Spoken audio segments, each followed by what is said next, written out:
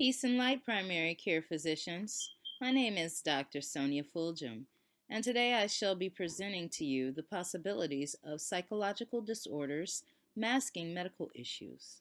For illustration purposes, we shall look at depression and congestive heart failure, which I refer to as CHF throughout this presentation. I will be taking your questions and comments at the end of the presentation if you may have any.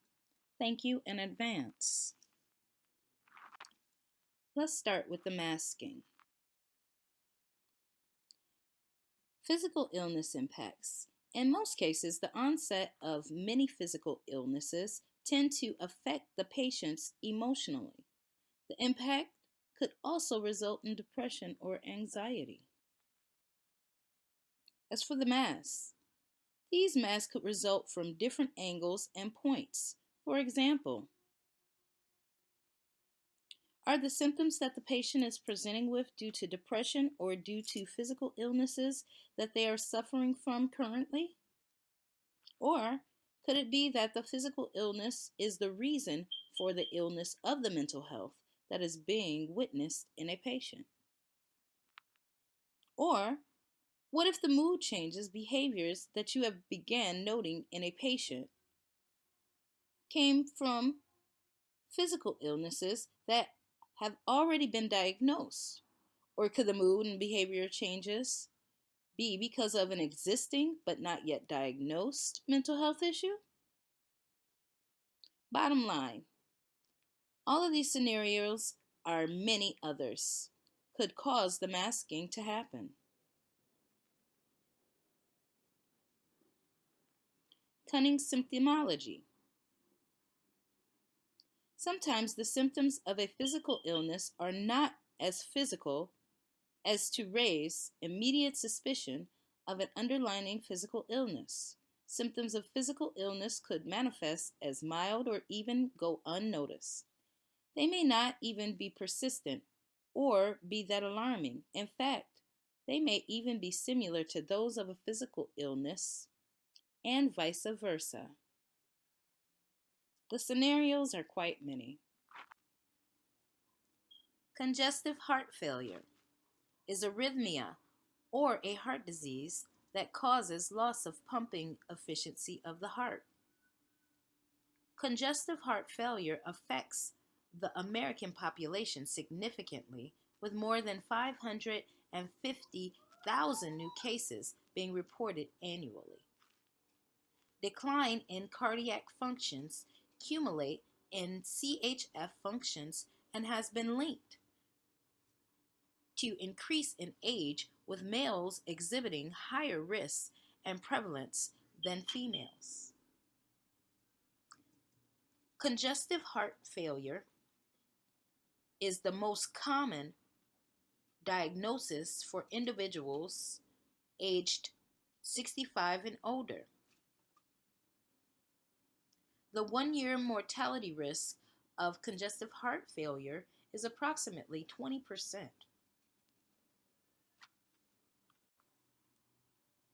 CHF symptoms.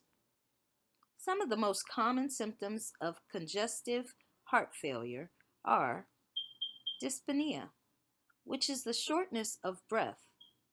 It is experienced when one lies down or exerts themselves too much. One has experiences of weakness and experiencing abnormal fatigue. Some patients present with edema or swelling, particularly in their feet, ankles, and legs. An individual might also experience irregular or paced heartbeat. They may also be having a difficult time engaging in physical activities and exercise. Persistent wheezing or coughing phlegm that is characterized by pink or white tinge of blood. Ascites is also a common symptom, where the patient's abdomen swells. Extremely speedy weight gain is also witnessed due to fluid retention in the body. CHF patients also tend to present with nausea and loss or lack of appetite. It is common for CHF patients to report reduced alertness and retaining concentration. One may also experience chest pains, particularly when heart failure is a result of a heart attack. Now let's take a look at depression. Depression affects the American population by about 17.3 million. Adults in the U.S. have had at least one major depressive episode in the U.S., and this denotes about 9.5% of the entire population.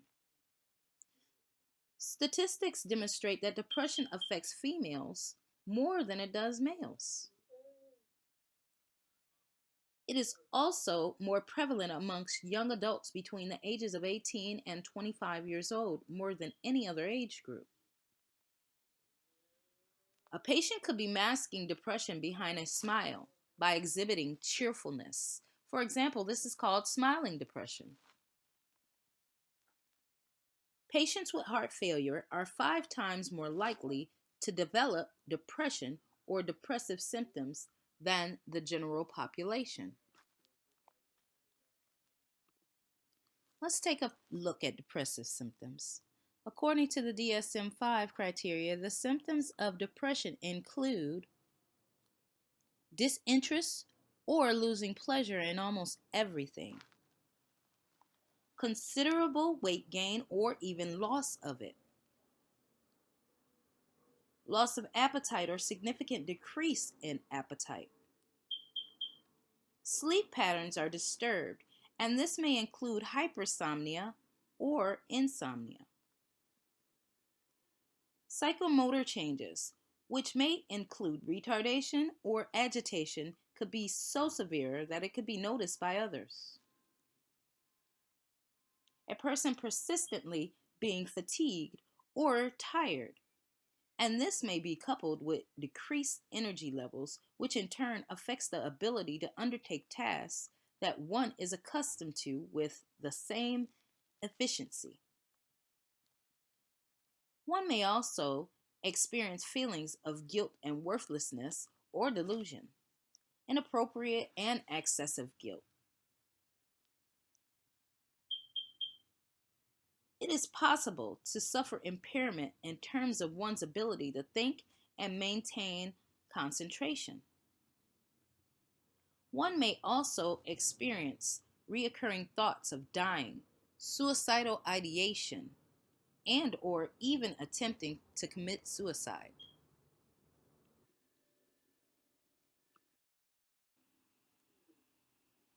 So you ask, how could depression possibly mask CHF in an individual?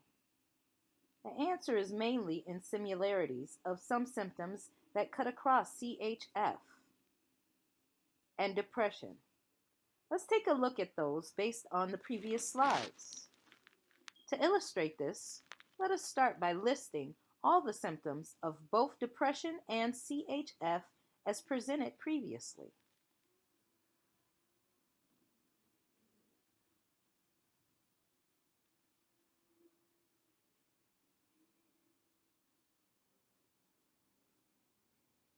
Now, let's remove those that do not feature in both conditions.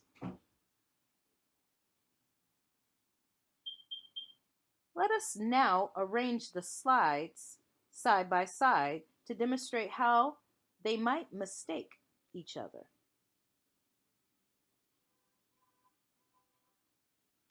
As you can see from here, some symptoms of depression can also manifest in CHF patients. For example, a patient suffering from depression could register significant weight gain, as would an individual suffering from CHF. Similarly, A person suffering from depression could present with symptoms of impaired thinking, problems with concentration, and making decisions. Similar symptoms related to concentration and reduced alertness could also show in an individual suffering from CHF.